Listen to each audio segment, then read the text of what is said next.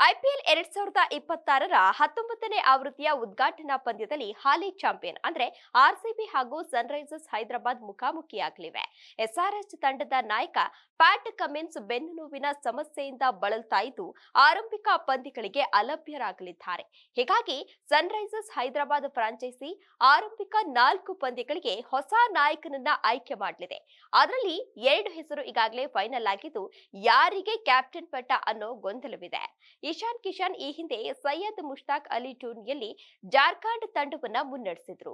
ಅಷ್ಟೇ ಅಲ್ಲದೆ 2016ರ ಅಂಡರ್-19 ವಿಶ್ವಕಪ್ನಲ್ಲಿ ಭಾರತ ತಂಡವನ್ನ ಫೈನಲ್ ವರೆಗೆ ಮುನ್ನಡೆಸಿದ್ದ ಅನುಭವ ಕೂಡ ಇಶಾನ್ ಬೆನ್ನಿಗಿದೆ. ಇತ್ತ ಅಭಿಷೇಕ್ ಶರ್ಮಾ ಕೂಡ ಈ ಹಿಂದೆ ನಾಯಕನಾಗಿ ಕಾಣಿಸಿಕೊಂಡಿದ್ರು.